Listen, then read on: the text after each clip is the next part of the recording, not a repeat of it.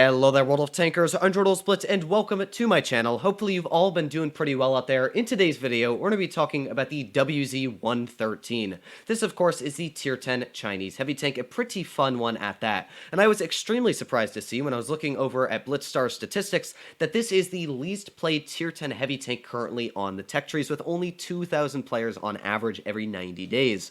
So I figured, you know what, in today's video, I'm going to be talking about this vehicle. So why not introduce all of you guys into the wonderful world of the WZ-113. This thing really, in my opinion, doesn't have many drawbacks going for it. First of all, you look at the gun.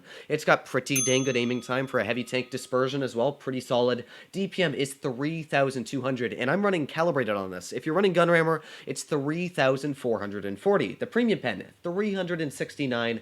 Average penetration as well is pretty dang solid on this tank. So the 113 has got a lot of good things going for it on the gun. Then you look at the mobility. It goes 50 kilometers per hour forward.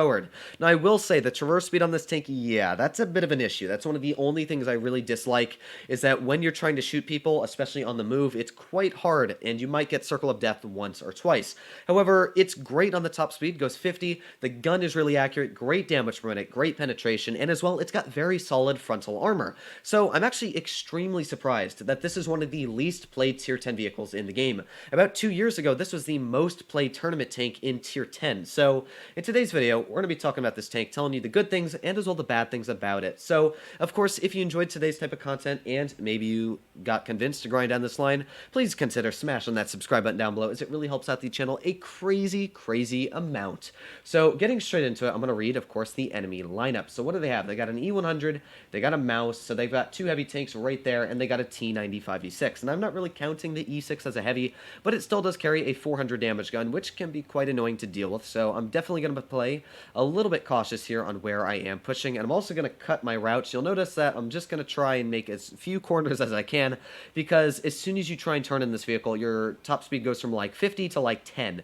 So there we go. There's the E6 right out in the open, and I'm probably actually going to be shot here. But you know what? We got a nice tap right into that E6 as well. We just managed to skadoosh our way past from getting hit from the M46 Patton. Now, I'm actually not too worried if that Patton does hit me here. Let's put on our auto aim and get a nice tap right into you. There we go. He's actually stock as well, so that's not too bad for my vehicle. That guy already losing quite a bit of his HP here. And let's see if this Patton wants to play with us some more. Well, I guess he's not going to be playing much longer. So there you go. Already a couple nice taps right off the bat. Let's see if we can maybe get a shell into this E6. Oof, just bouncing off that really troll upper plate. APCR shells really don't like to penetrate tanks like the E6. So I'm going to be careful. Careful, yes. My English is wonderful. But we know that the WT was right here. So let's, of course, maybe... I don't think that hit. I think it was just a little bit too high. So I'm going to back up here. Let's see if we can maybe aim down a little bit better here now this time. Let's see if we can get a nice snap right into that WT. There we go. We did get a penetration that time, which is pretty dang solid. Now, we do know that this E100 is also pretty dang alone, so I'm thinking that if I were to just rush right at the butt of this E100, there's not much he's going to be able to do. So there we go. Nice little tap right into the butt of him. Now, if I face hug him, he's probably going to have a very hard time to penetrate my tank because, of course, it's got solid armor. He actually probably went through our cupola. Yes, you can see he did end up going through our cupola, one thing that is weak, but it's very tricky to actually penetrate this thing's turret. So you'll notice that in these battles. So we got the WT right out in the open. Let's see if this is going to finish him off. Oof, a little bit of a low roll there, but not the end of the planet. We're still doing a pretty solid job here. We got the T95E6, who were not able to reload just quick enough on here. And as well, I don't really have enough gun depression to kind of fight him, but ooh, I have no clue how we actually pen that shot. That is, what? Okay, you know what? Sometimes Wargaming likes to confuse me. That one, somebody let me know in the comments down below how that shell penned me, because actually it looks like it hit the roof. Okay, I see how it is. I say the cupola is hard to hit, I get hit in the cupola. At least we got a nice snap into the Vickers light there. You can see that the gun does get very nice snapshots when you do have the ability to connect them. Now, playing with that mouse, I'm not sure if I want to do that necessarily right now. Thankfully, it looks like our IS-7 is just going to take the brute force a shot, so we can tap this guy right in, of course, the upper plate. That's one thing the 113 is spectacular at doing, is just hitting really nice shots on weak armor. So here we go. Actually, I guess it's not weak armor. That's a mouse's upper plate that I'm able to penetrate with standard shells. It's just kind of ridiculous how well the gun does on penetrating shots. Here we go. This IS-7 pushing out right out in the open again, and, well, sadly, that shell did not penetrate. We've got the T-30 here as well. Let's see if he wants to pen him. No, he does not. But thankfully, I've got my gun here, and I've still got a couple heat shells left. So let's see if I can get some nice ricochets. Please ricochet off me. No, that did not ricochet, but still going to try to do my best, just tapping this mouse with heat after heat. heat. It's kind of sad. This is what I always argue, is that heat shells should not have this much penetration in Blitz because, well, you can see what they kind of do to this poor mouse. But you know what? I guess it takes a little bit of penetration to pen him. So here we go. Nice little pen in the lower plate. And this game was literally 5,300 damage. And we might actually get one more shell into this guy. There we go. So, yeah, pretty dang solid battle, showing all of the strengths and weaknesses of the 113. You got to see, first of all, that the 113 is a very tricky tank to play. With that mobility, it really is tough on where you want to push, because it's got great top speed, which is good, until you realize that, oh no, I've got myself stuck in a situation where I've got two medium tanks aiming at me, and I can't traverse enough to deal with both of them. But at the same time, it gives you the ability to get into battles very quickly and know what you're doing. So here we go, once again, let's see what we're up against. So it would seem, I'm not sure if that's the same E6, but we are up against an E6 once again. And to be honest, they don't really have any heavy tanks, which is quite odd. So I have two options here. I could push over towards the medium side. And if I push medium side, I don't think it's going to go too well, because as you'll notice, our team does have actually very well armored tanks. So I'm going to do a little bit of an aggressive push here. They don't really have heavily armored vehicles.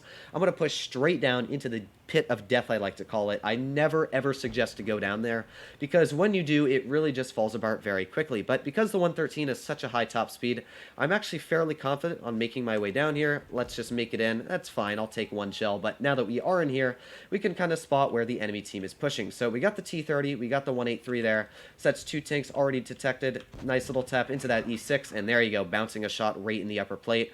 As I said, that upper plate actually does a pretty solid job of bouncing a lot of shells. This E6, not really understanding how solid the reload is on this vehicle. Once again, I doubt he'll actually be able to penetrate us in an angle like this.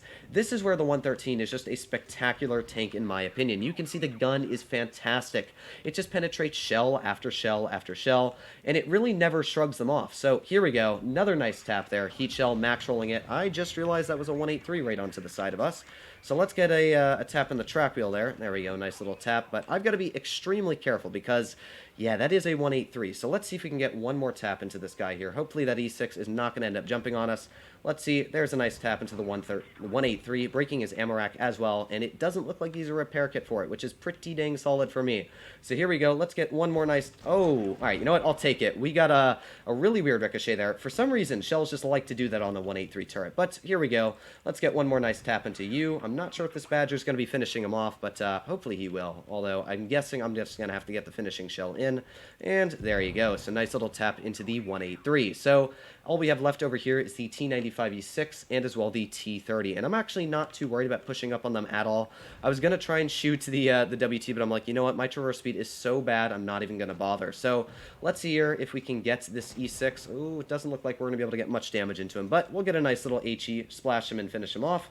There you go, HE cells, of course, I gotta love the HE, and all that's left is literally this WT. So I'm not sure if we're going to be breaking 3,000 damage this battle, but hey, we're already at a very solid number as it is, so I can't complain in the slightest of bits. Let's see. So let's see if we can make our way over to shoot this WT once. There we go. 525. I'll take it. So again, you can see 3,500 damage dealt in this very simple and quick battle. Able to bounce a lot of shells. We got a lucky shot in the side of the 183 there that we didn't get heshed. I had no clue that a 183 would do something like that, so I was like, wait, what are you doing? But even with that happening, even if he had penned us, we still probably would have done exactly the same in that scenario. So this is the WZ-113 in a nutshell, and this is literally just two battles I pulled out in the vehicle, just showing how solid of a vehicle it is. So let me know what you guys think in the comments down below. Is the 113 a vehicle you would mind grinding? I definitely think that the entire line is spectacular. The 113, one of my favorite tier 10s in the game. Then you move on to the 111. Well, as we all know, I love the 111 5A, and the 1.4 is just as nice of a vehicle. The 110 as well, a spectacular tank. It's got a great gun for the tier. It's got good penetration, decent frontal armor. The turret's solid. I really like all of the tanks in the tier except for this one. I absolutely hated the IS-2, and it's probably why a lot of people don't like grinding down the line. So I would suggest free experience past the IS-2, grind from the 110 past, and you will do spectacular in the line. Let me know what you guys think in the comments down below if you agree or you disagree. But other than that, hope you're all doing well out there. Stay happy, stay healthy, and I'll see you in the next one.